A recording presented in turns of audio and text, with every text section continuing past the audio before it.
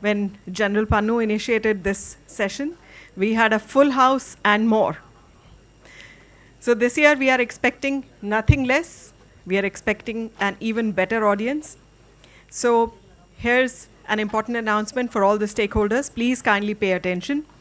There will be zones earmarked for each and every participating individual and organizations. So we will be color marking them. You will be seated accordingly. Please kindly pay attention before you go out. Orange, please note, orange is reserved for military space community. Green is reserved for space industry. White is for regulators, lawyers, policymakers, Government of India agencies. And silver is for academia, R&D, and innovators. But please do note, to be enabled to sit in any of the colored zones, you do have to register yourselves. In fact, I would say that you have to pre-register yourselves. If you would like to be a part of these war games, then you have to register yourselves. If you are not registered, please do not expect to walk in and be accommodated. So once again, reminding you all, if you haven't registered yourselves, please go out and do so now at the registration counter. The color codes are as such: orange, military space community; green, space industry; white, regulators, lawyers, policymakers, Government of India agencies; silver is reserved for academia, R&D, and innovators. Once again, a gentle reminder, if you haven't pre-registered yourselves, that is, if you haven't registered yourselves towards the end of the day today, you will not be accommodated if you simply walk in. It's going to be a full house with not even a single seat available or vacant. We are now ready to start our next session, which is a panel discussion, Collaborative Frontiers, Synergizing the Defense Innovation Ecosystem.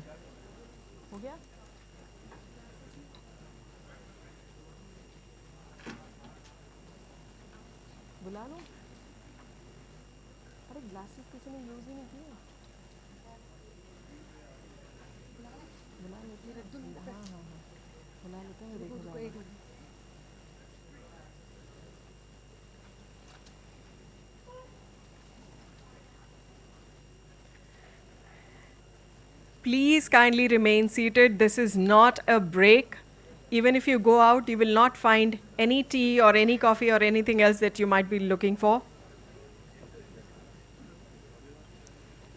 It will not be served until and unless there is a dedicated tea break, which is not happening now. So please remain seated.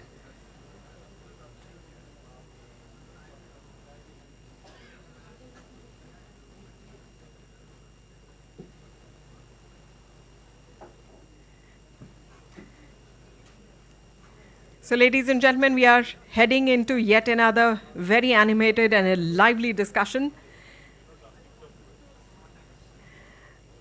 I could see Major General C.S. Mann. He was already here with us. He was enjoying the earlier session. So very warm welcome to you, sir. The esteemed chair and moderator of this session, Major General C.S. Mann, VSM, Additional Director General, Army Design Bureau. So once again, I'll request you, if you're still standing, please kindly have a seat. This is not a break. You will not find any tea or coffee outside, even if you go outside.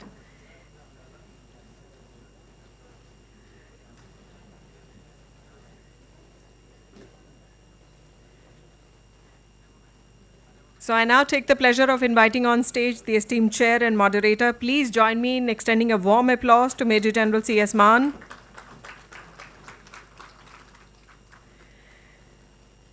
The esteemed panelists for this session, let's welcome them with an applause on stage. Lieutenant Colonel Sanjay Mahala, Program Director, Defense Innovation Organization. Mr. Anagh Singh, Assistant Vice President, Invest India.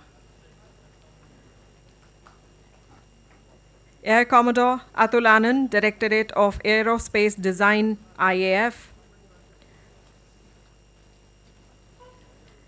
Commodore T. Ajit,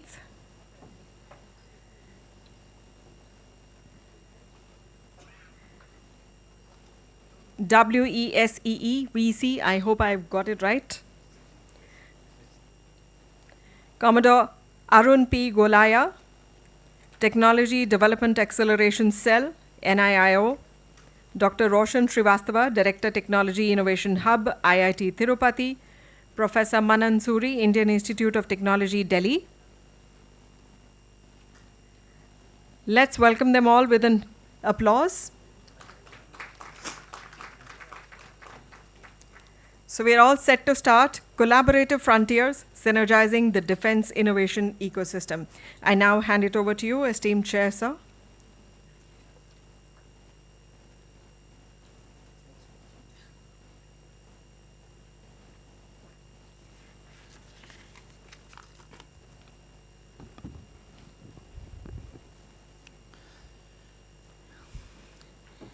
Good afternoon, ladies and gentlemen, and the esteemed panelists here, the esteemed guests. At the outset, I would like to express my gratitude to SIA for having given us this opportunity of interacting with you, and on this such a seminal topic.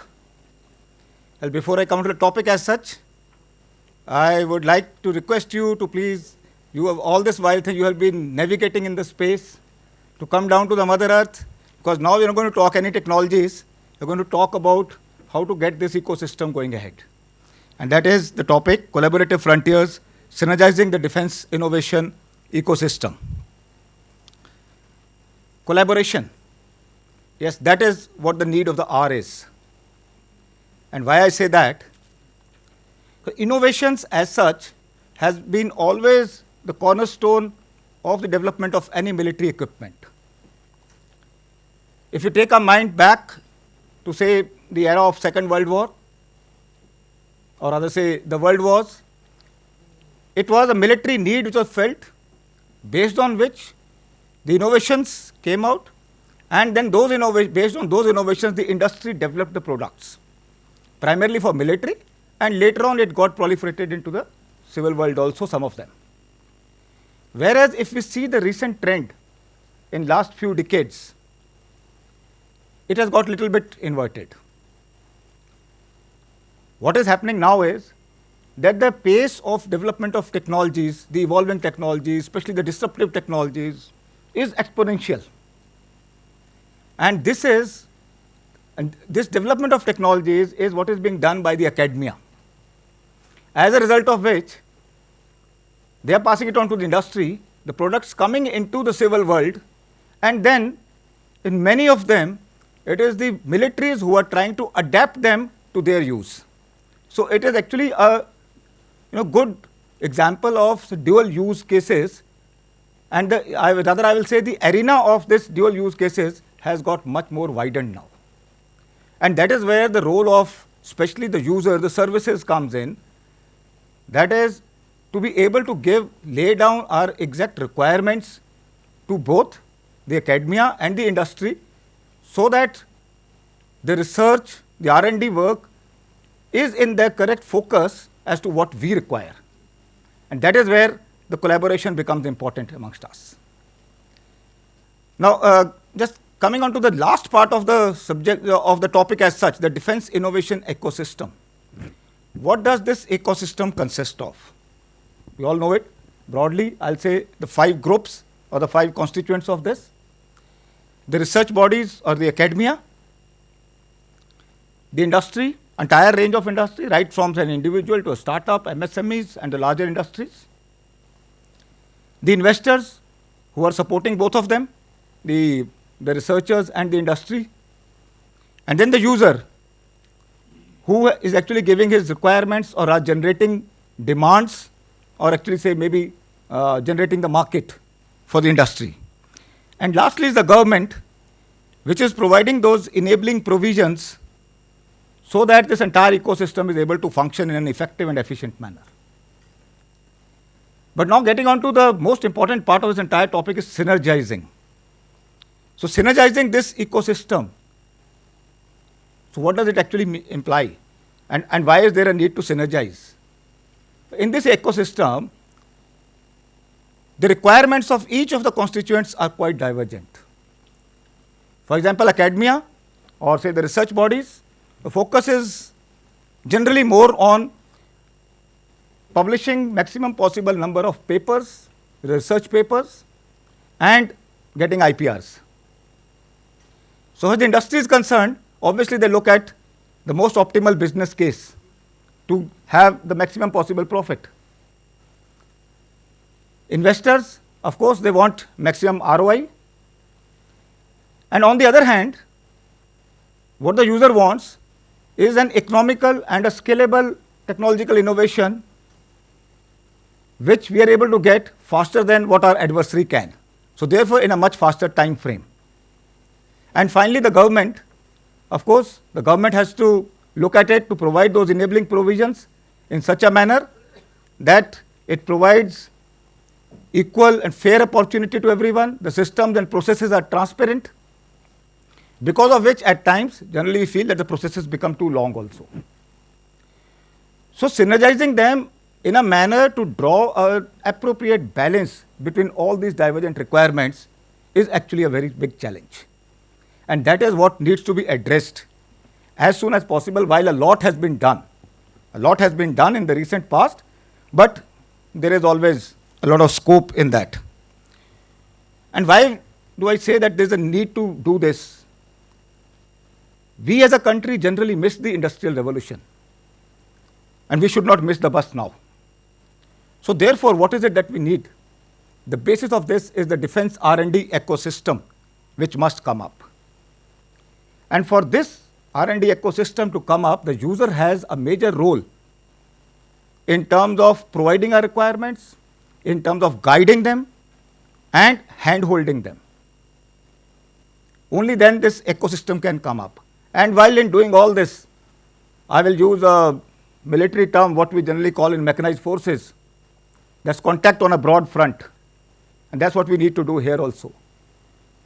That can happen only by, say, having maximum number of possible different R&D and D&D cases initiated, so that there is maximum engagement of industry, academia, and the research bodies. Because everything may not succeed, but some will surely succeed. Even those who do not succeed, they would have actually gained some experience in that. It's a learning process. It's an evolving process for the country today, with our entire focus on Atmanirbharta and getting into this research and development. So this is the right time now for us to get into it. And towards that, I will say that the steps taken, or rather an initiative taken for launching 75 defense space related projects is a very positive step in the right direction.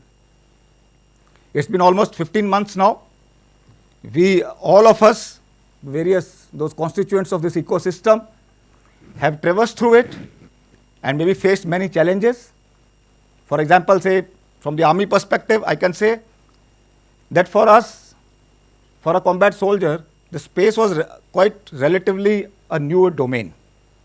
So actually to be able to realize as to what all is available is also was restricted. And therefore, to be able to actually evolve the use cases as to how best can we actually exploit the space was also limited. And as we came across, based on whatever use cases we initiated, when it came to actually defining the problem, the requirement, what exactly we want out of it, then again, we found ourselves that yes, it was not possible for us to do it alone. And that's where I would thank, and wherein we took the support of both DSA as well as ISRO, and we have been able to navigate through it. So these are some of the only pointers in this. I'm sure all the co-panelists here, which represent this entire ecosystem, although there is no one here from the industry, but I think I can take the privilege of Professor Manan Suri being considered as the industry, because he has been participating in many of our challenges. And with this, I think all of us have got our own experiences. So what we'll do is, I'll request the panelists to take about 5 minutes each and cover your experiences or lessons learnt. And thereafter, we'll have a round of, just one round of questions, so that we are able to stick to the time. And if possible, we'll open the house to the audience. So with that, now I'll request to start with Professor Manan Suri. Thank you.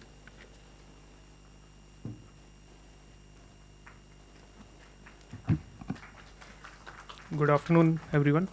Thank you, Chair Sir. Thank you, distinguished panelists and fellow audience for attending this session. This session, the title of this session is Synergizing for the Defense Innovation Ecosystem. And I'll start by saying that synergizing is great for photo ops, for PRs. But when we are talking about innovation, we need to keep in mind that this synergizing keeps the timelines in real time. You know, the sensor to shooter loop, similarly what we need less latency there. But one of the key drivers of innovation, or what would make innovation sustainable in the defense sphere, is the procedural timelines that we have at all places. So that is one takeaway from our own experiences that I'd like to mention.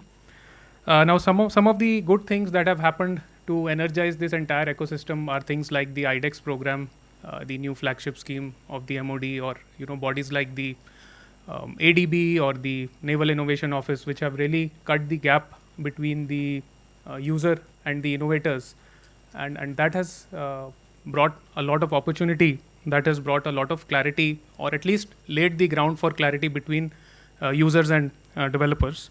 So that is the other aspect which now needs to further pushed, or the challenges which have been sowed. Now the follow-up, it's time to lay the ground for the follow-up mechanism to see how these projects are taken further, or how they're channelized further. A couple of two other important points which I want to touch upon apart from timelines. I always like to say the difference between deep tech and dead tech is just time. So if the timelines at all procedures is minimized, that is the key essence. The couple of other points are the risk appetite. The risk appetite of the user community, specifically when it comes to emerging technology. What is a better risk? Which risk would you prefer? Not having an AI model at all, or having an AI model which is vulnerable to a cyber attack? So emerging technologies are the very essence that they are emerging. They have some intrinsic characteristics. Technologies like cyber, quantum, or AI for that matter, they're intrinsically probabilistic technologies. They're stochastic technologies. They are not 100% deterministic technologies. So the essence there is the timing with which you try to functionalize them, and how soon you get them into action, rather than waiting for 100% perfect maturity. So again, that point links to the timelines and the risk appetite, that while for the mill domain, standardization is important. However, to stay relevant in the technical battlefront, one has to see it in a nuanced way. Like, innovation should not strive because of any such aspect. The last thing that I'd like to briefly mention on the to contribute to the synergy equation is assessment instruments. So what are the assessment instruments or the assessment mechanisms that we have in our system? The most of the assessment instruments or mechanisms in the system are from the legacy TOT culture, or take a TOT and mass manufacture it or reproduce an existing IPR. So that is where some change of thought needs to come into picture, because if technologies are being developed indigenously, or if capability is being built indigenously, then the assessment metrics and the evaluation metrics of legacy technology or TOT technology are not always applicable. And with that, I'd like to keep it brief. Just one, before I sign off, one technical point I'd like to mention.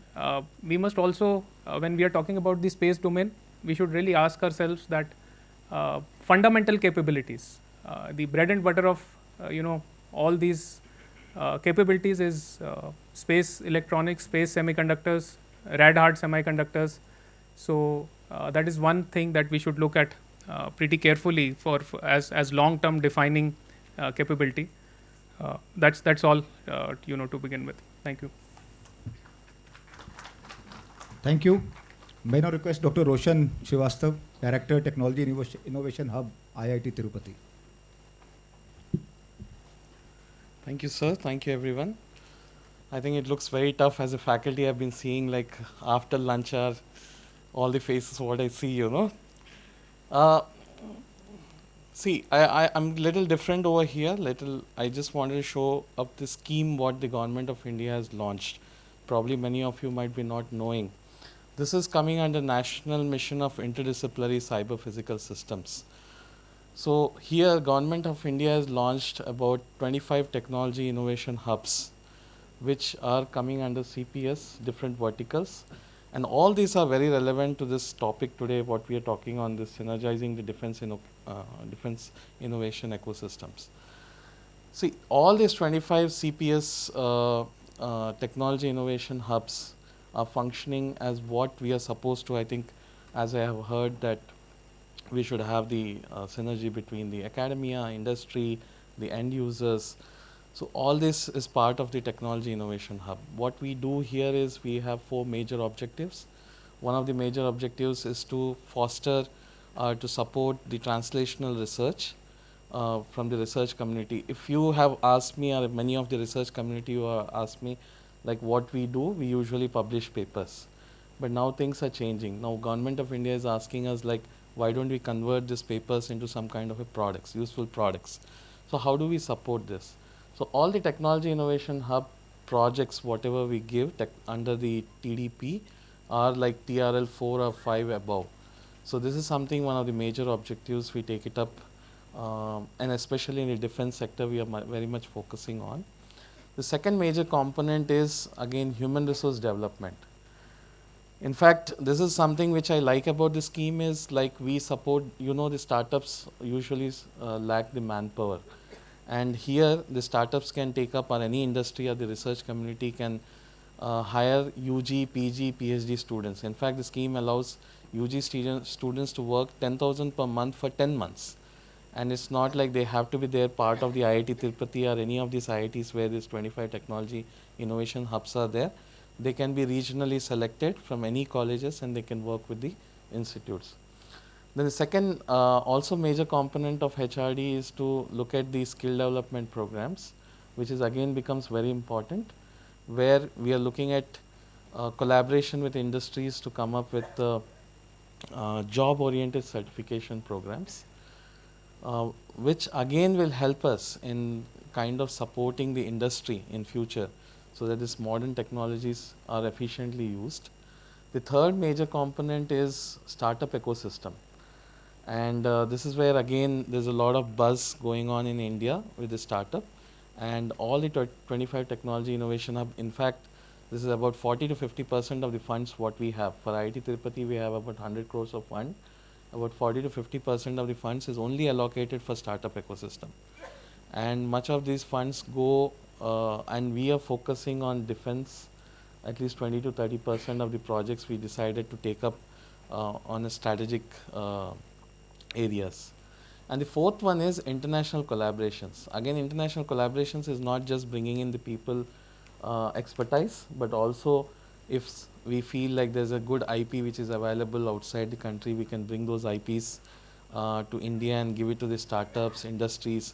So we push kind of make in India products. Given all these, at IIT Tirupati, we have specifically on positioning and precision technologies, which is like GIS, remote sensing, GPS. And we recently kind of working very closely with major industries and also defense to kind of come up with the most modern technologies together. How? With the academia, not just with the industry alone, but how do we bring academia, industry, end user together on a single platform and work together. So this is something which I would like to share about what we do as a technology innovation hub. So there's a lot of scope. It's not just IIT Tirupati. If you need any other IITs where we can connect it, I'll be very happy to connect. So with this, I would like to stop. Thank you. Thank you. I'd request Commodore Arun Golaya, OIC Technology Development Acceleration Cell, Naval NIIO. Thank you, sir. Good afternoon, ladies and gentlemen. And I'm wondering, why does this always happen to me? I prepare a nice speech which I'm supposed to deliver. And then when I keep hearing the topics one after the other, and I find I'm disagreeing with most of what is being said, and then I sit here and I scribble out my points, and I think that I'll bring out why I disagree. First of all, I'll start off with, sir, what you said about the PPP model, if I can call it that. You said that the academia is interested in publishing or patents. The industry is interested in profit, and the users want products. So the 3 Ps, publish, profits, products. Of course the industry wants profits. I mean, they're not here for fun. And if you think that we can get products without encouraging patents, then I'm not really sure. So the topic is about synergizing. So we have to first of all realize that all 3 of them have to work together. There can be no without innovation, which is basic research and the patent, and it being made profitable, there can be no product. We would always be in the, so I mean, that's my first point. The second point, now I've covered the 3 Ps, I'll cover 3 or 4 Cs because you can't keep a naval officer away from the sea. But somebody was asking me, can something like sprint be replicated, say for space, or 75 challenges have already been? Of course it can. Why only IDEX? IDEX will work. So will, I'm sure, TDF. So will make 2 or make 1. Anything can work. The issue is you have to make it work. So when you decide how do you make it work, the first thing in problem solving is first to identify where is the bottleneck because of which it's not working. Now, I've used the term bottleneck, which might be too strong, maybe a peculiar condition. So what are the peculiar conditions as far as space is concerned? And we will, this is what people have been saying since morning. First is complexity. Complexity in space is much more than, say, a normal innovation, which we are doing in various things. On a lighter note, when you talk about something, you say, it's not rocket science. This thing is rocket science, literally and figuratively. So there are 2-3 problems in that. One is the user knowledge may actually not be sufficient to identify the winner in a challenge. It becomes even more difficult when it was mentioned in the morning that we have 204, I think is the number which was given, startups which have come up. Now, none of them, and since it's a niche industry, none of them have actually launched a satellite, but all of them claim that they can. How does a user who may actually not be as aware as the industry decide who's better? So it becomes, it gets with what you said about risk. So the first C was complexity. The second one is cost. So let's take the IDEX model. 50% grants can be up to 1.5 CR, it can go up to 10 CR in case of prime, but with 50% being given by the industry. So if 50% is being given by the industry, in normal case, you test the thing and thereafter subsequent orders follow. Here, if it is that you want 1 satellite and you want 1 satellite only, so in effect, you're asking the industry, give it to me at half the cost. What is the model? It doesn't work. First of all, the cost is higher. Space requires more investment. And if you're not willing to give it back, then it becomes a problem. So this is something, maybe a revenue model would be better. I was just discussing with somebody outside and I said that you launch a satellite, if you want, VCs will fund it. If it is not, if it is 20 crores, don't ask for a grant, sell it as a service.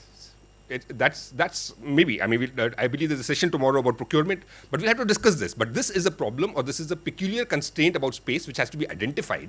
And once we remove the constraints, then we can, get moving. The third thing which I have to come to, another C, is the commercial viability, which is linked to cost.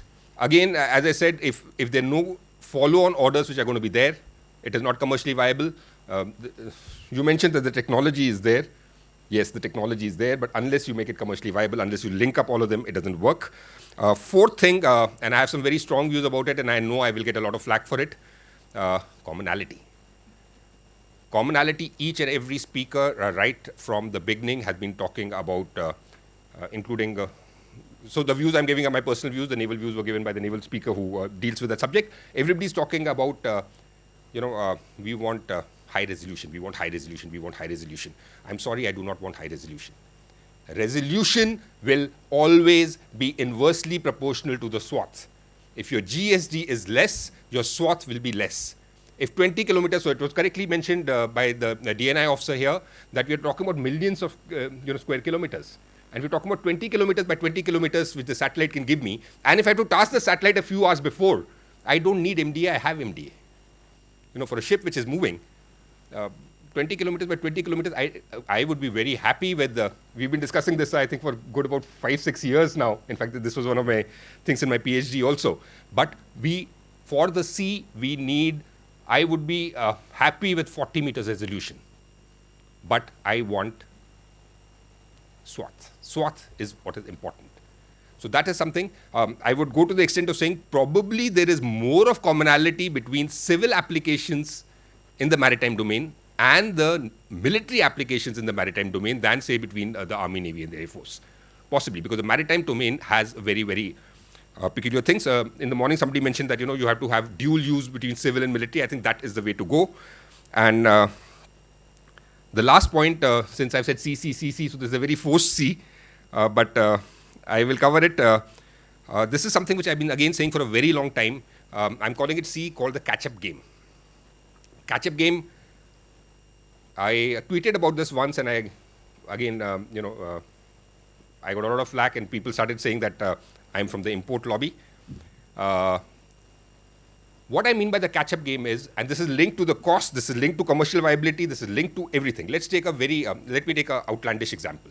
AIS is nothing but a FM radio, right? It is nothing but a FM radio which works on 161.975 and 162.025, with now 2 more have been added. But the issue is in demodulating it without getting swamped, because your swath becomes higher. 2005, 2006, people were working on whatever. Now 3-4 algorithms are well established and well known, even if you're talking about demod, remod. We should have worked on it then. Today, if your commercially available COTS AIS card is 10 lakhs and you can buy it on the net. If it is 10 lakhs and if you can buy it on the net and if your total requirement is maybe 10 cards, max, 20, is it worth the time, effort and energy? And if everybody's been talking about, the budgets are limited, it's not only the budget is not only money, manpower is limited, time is limited. Would you want to always play catch up, or would you rather invest your time in something which the rest of the world is not yet working on? Are we talking about the future? Because some of the presentations which were given about EOIR sensors and various things, but they've been there. They've been there for years. And I'm not saying that Atmanirbharta is not good. That's the thing which I'm tasked with. But if something is low cost, if it is not commercially viable for you, if your numbers are limited, if required, import. If required, import and make in India. But focus on the next big thing, which will be the game changer. That is where innovation comes in, and that is where I think we need to synergize. With that, I have finished, sir. And I'm sorry my speech has changed, but... Thank you. Yeah, may I request Commodore Ajit from WESEE.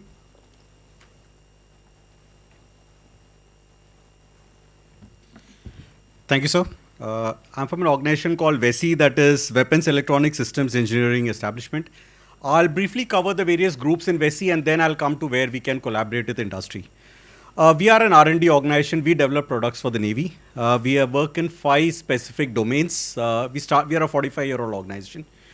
First domain is system integration. That is basically integrating systems from anywhere on the earth. We bought products from US, Russia, India, everywhere else, and since 1975 we've been integrating it. That's our core domain. So today we claim that whether it's an analog system, whether a product comes from the IDEX route or anyone, if you get a system on board the ship, you got to integrate it with the currently existing legacy systems. That's where we come inside from the system integration groups. Then we have the combat management system group, which makes the combat management system for the Indian Navy. Long time back, we started by picking up an IP-10 system from Italy. Subsequently, we indigenized it. Before Atmanirbhar Bharat was the cliche. We indigenized it, and we have been making our own combat management system, which basically integrates the sensors, which is integrated by the system integration group, feeds the data into the combat management system, integrates it to the shooter, that's the guns and the missile systems. Then comes the tactical communication group, which makes the data link equipment for the Navy. That is equivalent of what the Americans have Link 22, Link 16. We call it Link 2. The tactical data link integrates the combat management system to other CMSs on other platforms and gives the data ashore. We link it up on VUHF, HF, and SATCOM channels, whichever are currently available to us. The tactical communication group also works on the software-defined radio. Indian Navy is the only service which had the indigenous software-defined radio already inducted on all the platforms, made between Deal, WESEE for the waveforms, CDAG, and Bell Bangalore, which is the production partner. So the SDRs, the legacy radios and the SDRs are linked to the data link system, which is linked to the combatment system, which is linked to the weapon systems and the sensors on board the ship, that things. Plus, we make some foreign cooperation solutions for talking to the friendly foreign countries. That's another foray which we have recently got into, sir. We have the cyber security and data security group, which makes all the cyber security solutions for us. Since we are transcending data across various channels, basically in the tactical network, in the network as well as on the tactical to the internet, a lot of security products are made in-house by WESEE, and this is a pretty niche group. We do train our officers on these areas globally and get them to work on this, sir.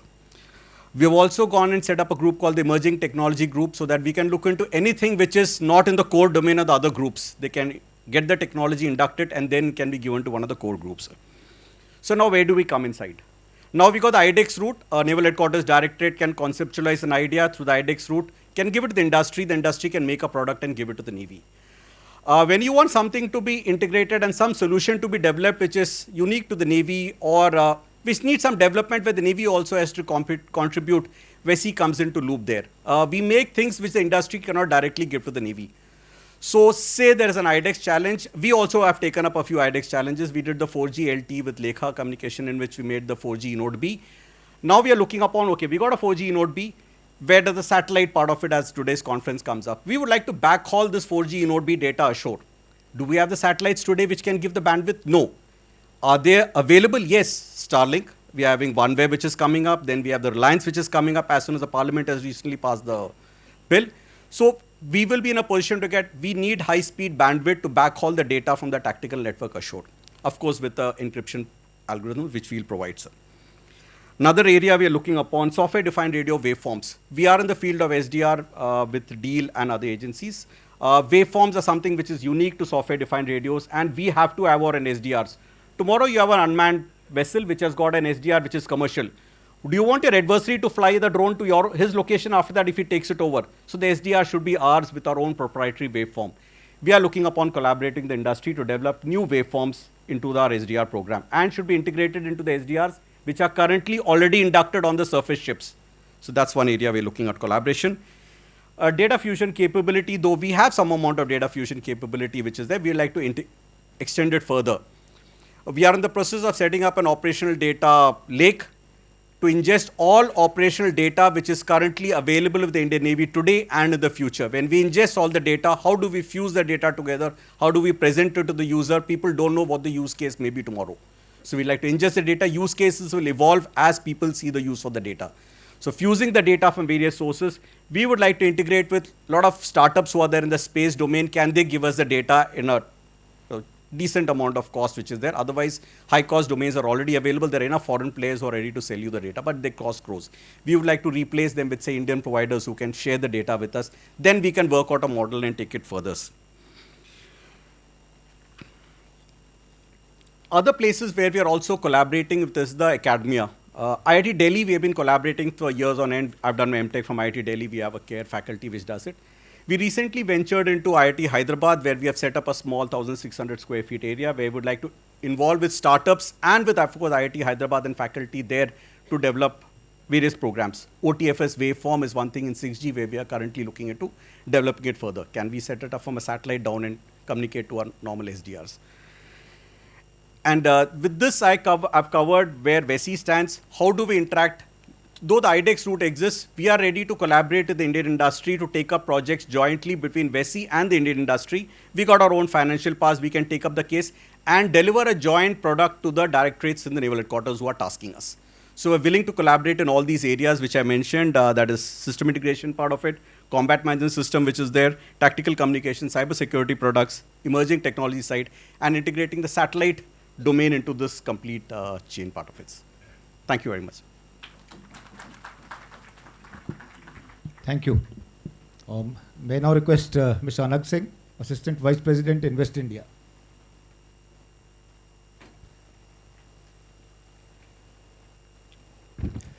Good evening, everyone. It's a pleasure being here amongst the elite panelists and also the audience. I come in from an organization which is the Government of India's own startup. It is a unique effort in terms of having a collaborative effort amongst almost all layers of this federal republic, from the state government, central government, including the local governments which have equity. And probably that's the only platform in India.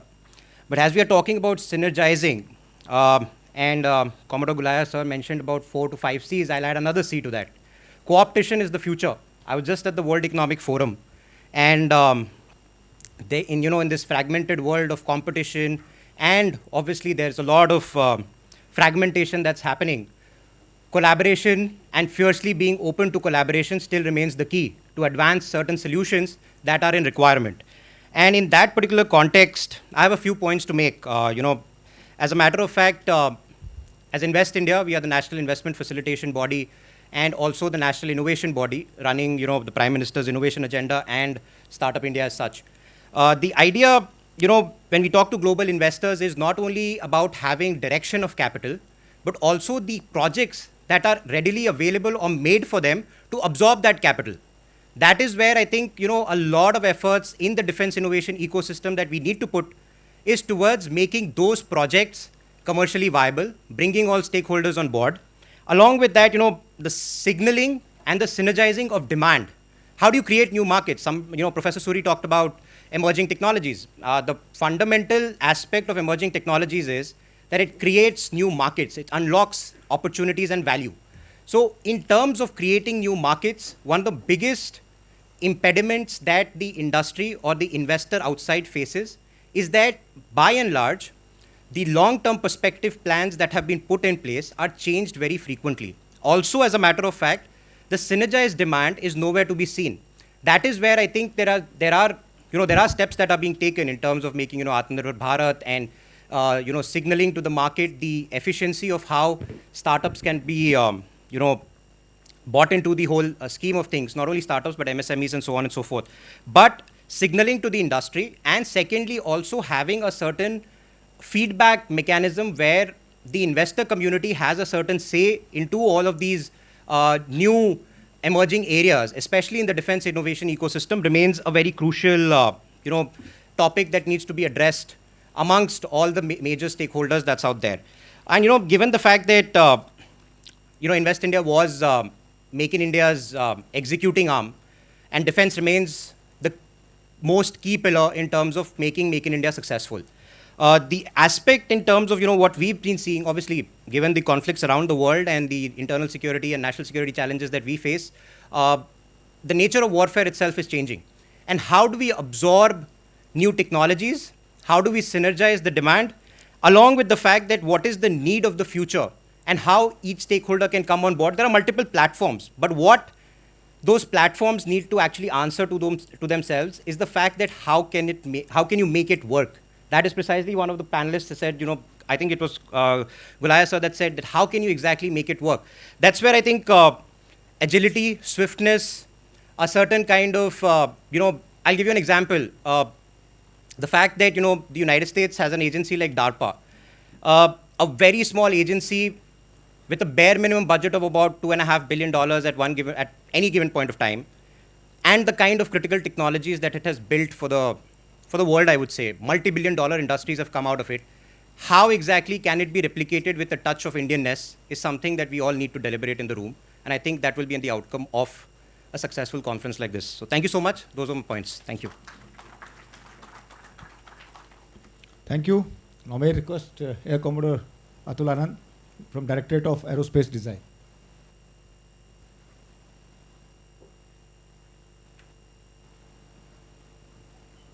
Thank you very much, sir. Good afternoon, ladies and gentlemen. At the outset, let me tell you, the topic that we are discussing today is not only important for our nation's growth, but is also showcases the collaboration between the government, defense services, academia, and the private sector. In my talk today, I'll be shedding some light on how the government innovative schemes contribute or act as a catalyst towards collaboration with the industry for technological advancements. I think it's the day of the C's today. I'll add another one, the sixth one, the collaborative development. We need collaborative development for having our operational capability of any product. I would like to define collaborative development in a single line as development with assistance of multidisciplinary experts. Say I have a problem statement and I want to buy at least a certain amount of quantity. A startup has a solution to it, and the academia is ready to provide or help all along the way. The certification agencies provide the certification route, add a bit of hand-holding over here in terms of giving a very clear cut what is the op requirement and help them in getting some of the test facilities for free. Here we have a full board collaborative development, and in this case I'm sure we'll be able to achieve our op capability that we require. Now coming to the government innovative schemes, first the IDEX. IDEX scheme is a faith on the startups. It is not a measure of the final cost of the product. However, but it's definitely is the contribution of governments this thing towards the development. With the present schemes, which are contribution of the government is 1.5 crore or 10 crore, I'm sure with the advanced budgeting scheme envisaged to be named as Aditi, in which the contribution is 25 crore, we'll be able to develop some airborne systems for the Air Force. We also have the make cases or the make projects which are adequately defined and the processes are given in the DAP 2020. Today, the Indian Air Force is pursuing close to about 100 cases of IDEX and make, which have been developed or under various stages of development, which include drone technologies, counter-drone systems, VR-based simulators, dev space challenges are a number of them, and also the emulators and decoys. This is just I'm naming a few of them. I would also like to bring out that Air Force has been very, very closely associated with our R&D organizations and the DPSUs for indigenous development. And I'm very proud to say that our test pilots and flight engineers have made supreme sacrifices in the route to this development. Be it the crash of HS-748, which took place in Air 1999 during testing, as well as the Saras LTA crash, which took place in March 2009. I can assure you that we'll continue to support the development in this manner with our blood and sweat. Air Force has been closely associated in the development of LCA project, the ALH, the LCH, the LCA Mark II, upcoming one, AMCA, as well as the Rohini and the Indra radars, and they're very, very, lot of them I can, name them. I must say that all these development projects are for long-term sustainability, not only for the defense services, but also they will create an ecosystem for the industry to thrive on. In the end, I would like to conclude by saying that let's pool in our expertise and our experience for this collaborative development. And if we do so, in the process, we might fail and fall. But let's get up again and do it and try it again. Let's not waste time in between. For it's often said that it's very hard to beat a man who never gives up. Thank you very much. Thank you. Well, now we have time. I think we can have one round of questions. Starting from Professor Mann. You mentioned about the assessment instruments and that they may not be really actually applicable as of today. But also having gone through say few of the IDEX projects, and you know that we have our systems of DGQ evaluation, and which is something very, very important for the services also from our perspective, because the equipment has to be that way hardened, ruggedized for its military use. So, but then in this journey of say the IDEX challenges or as a startup, what do you think is the right time that when the various standards required to be achieved should be told to you?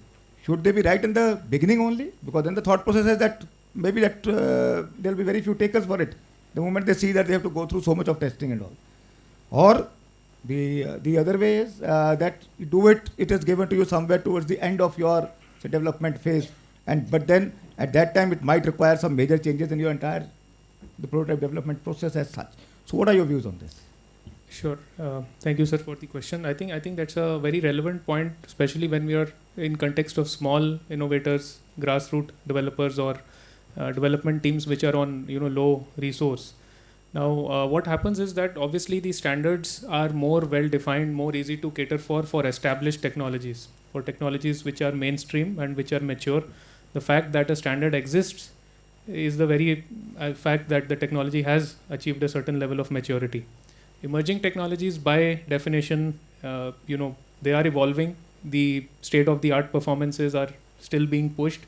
So, to keep interest of both sides, perhaps there can be a sandboxed kind of approach, where even if the standards are not met, the innovators or the innovating entities are not penalized in any way, so that at least the capability is achieved, and there is a separate assistive mechanism to then get the standards in place, which can take care of both, the concerns of both sides.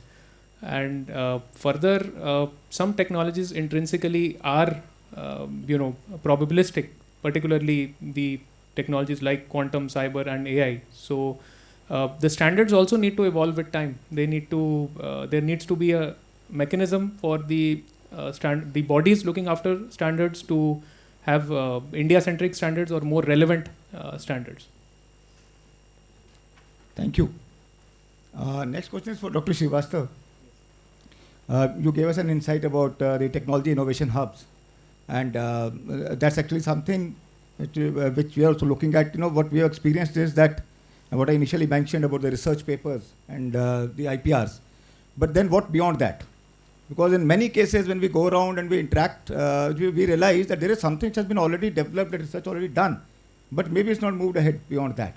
And it can have actually, it's a good amount of use cases for us if it's converted into a prototype. So while Technology Innovation Hub is one part of it, what do you think can be the other measures towards this, so that, or what kind of mechanism can we have, so that actually we have maximum research papers converted into prototypes? So what I have seen in last 2-3 years with Technology Innovation Hub is the major challenge is having industry as a partner, having an end user as a partner. One thing I like about the ISRO basket respond, because there's a clear-cut goals, clear-cut projects, there's a support already given to the innovators.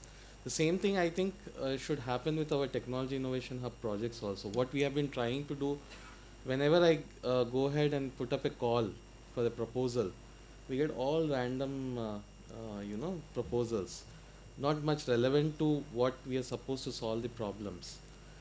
And I've been also trying, on the other hand, whether I can create this basket of problems with the help of industry. Now sometimes I have seen that industry has a very less confidence on academia. There's a gap.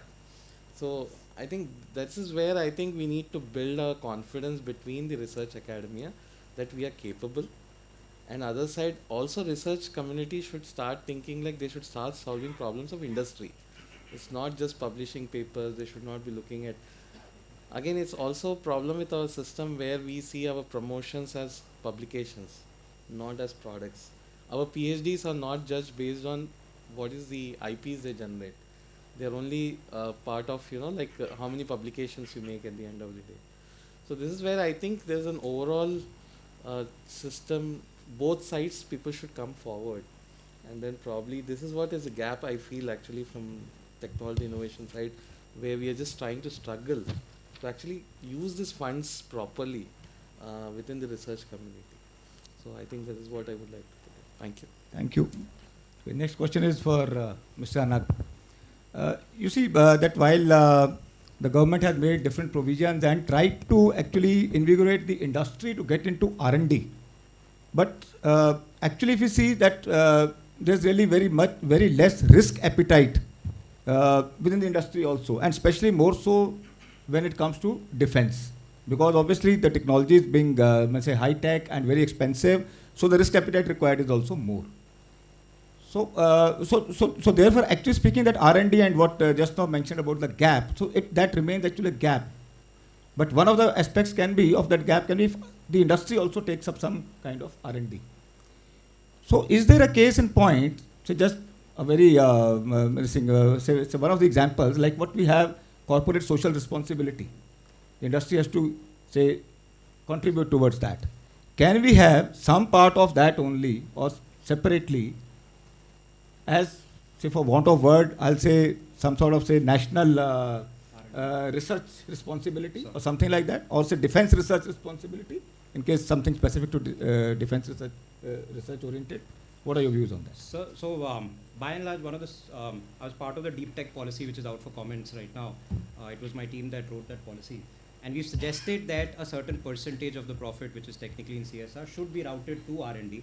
However, the point that I wanted to make, bring out was that the gap that we are talking about, having studied in the United States, the universities itself, the research innovation centers inside the university itself, have a very good connect with the local industry around it, with almost every university.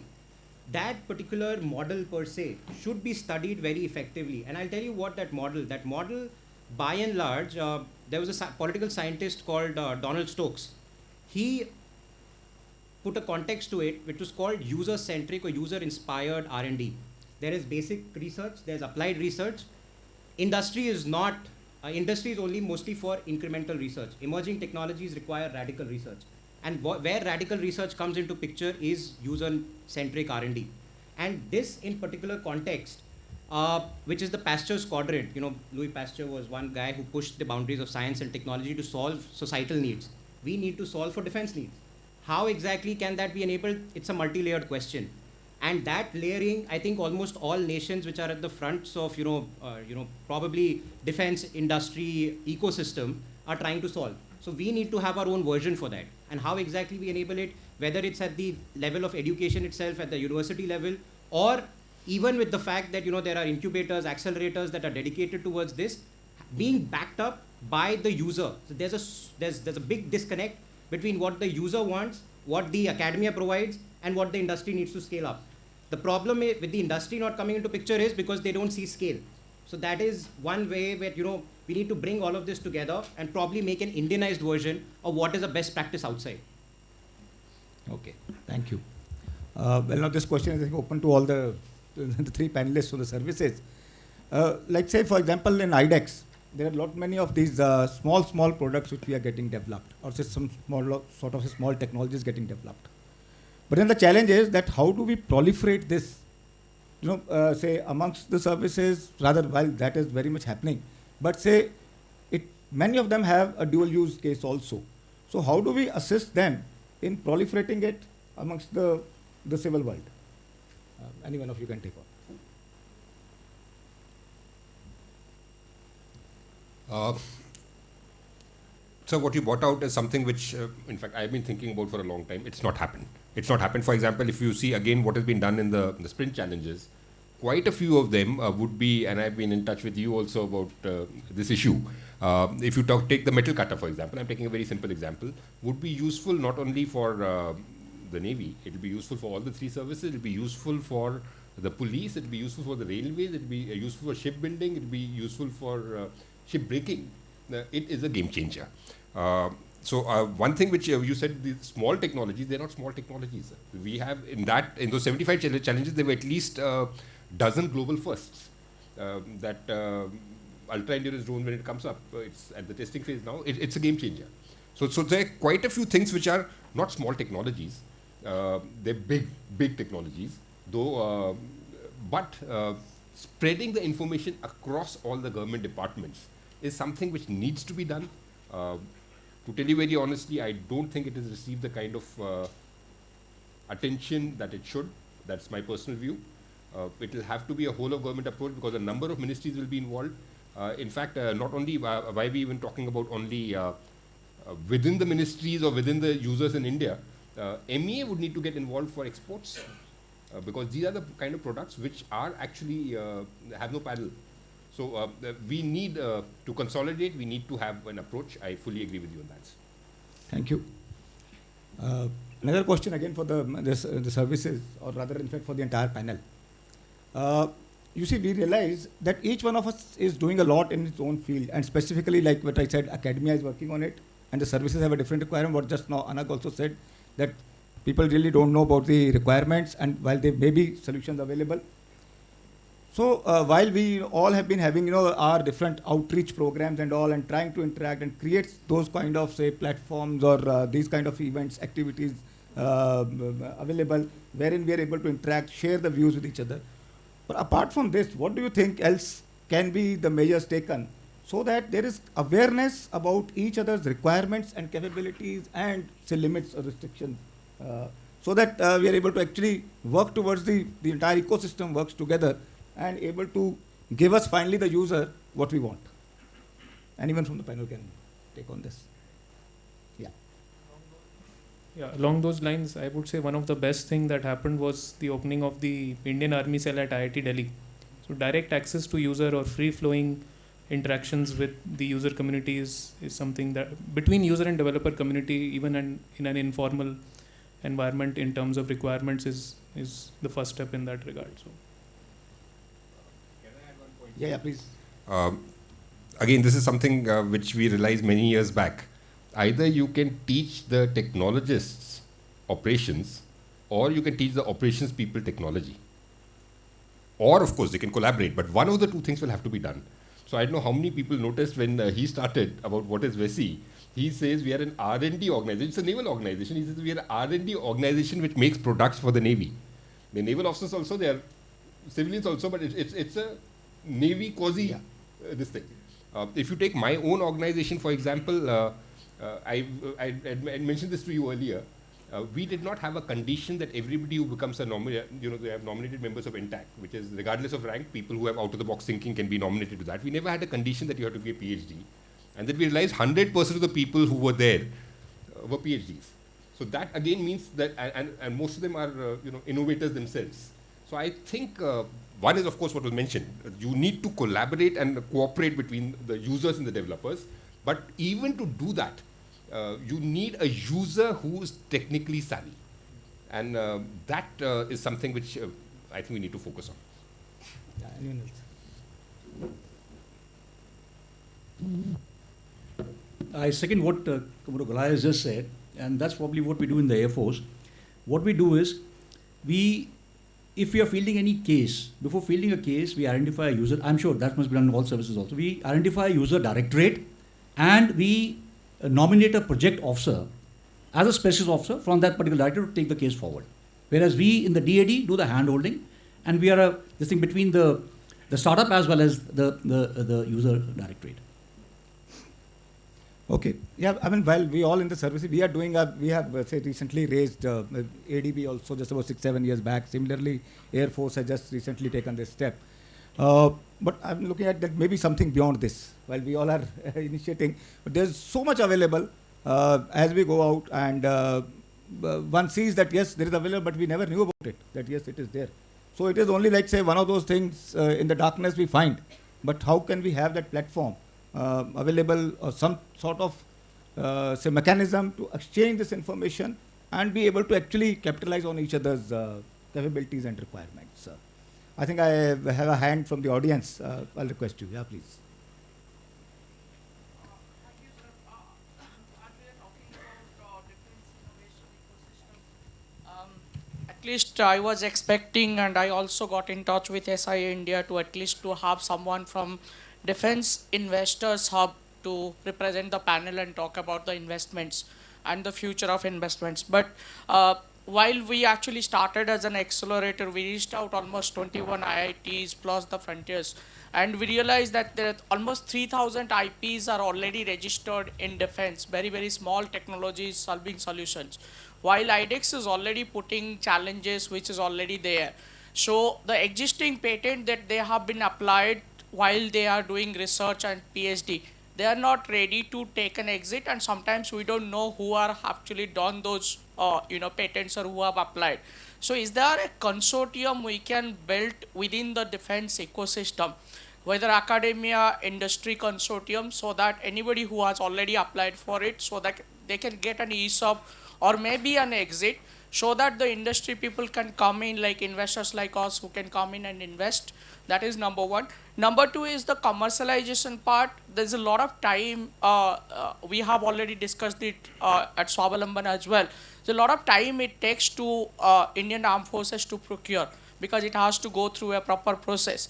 So if there is already a solution available, and there is an international body who is ready to procure it or even want to buy it, why are not we at least expose that startup or that founding team to the international audience? Because I recently heard Raksha Mantri ji, he was talking about like 108 countries are already procuring from India. So we should actually explore that and maybe have a investor desk or maybe a product innovation desk in each of our Indian embassies in those countries, so that our products can get exposed to those countries and we can actually do export, because that is where we can make money and ROI for investors. Thank you. Thank you. No, this part of export promotion, actually, the services are also contributing a lot into this. Just to give you an example, say for the army, during any of the visits of the military delegation, of any of the foreign military delegation, I, as ADG ADB, brief them for half an hour on what is there in the defense industry available today. Okay? And then thereafter, in all our international exercises with friendly foreign countries, we are throwing it open to the industry that you please come and display your equipment. And in this last 1 year, in about 16 such exercises, more than 110 industries have participated and displayed their, nearly about 400 odd products in them.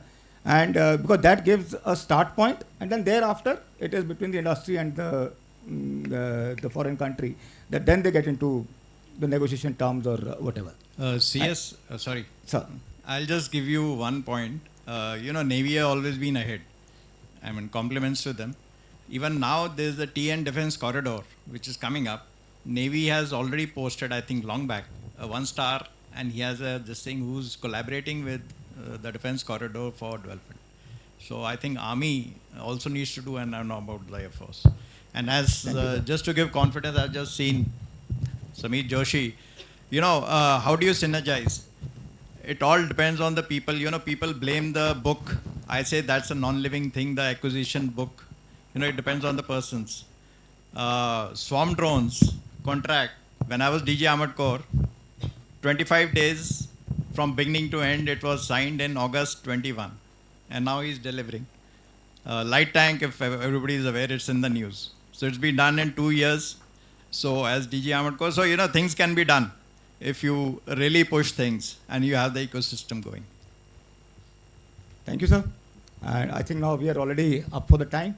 I would like to convey my thanks to all the panelists for giving us really good insights into their respective domains, and also taking up all the questions in a very, very good manner. Thank you very much, and thanks to the audience for being patient to listen to us. Thank you.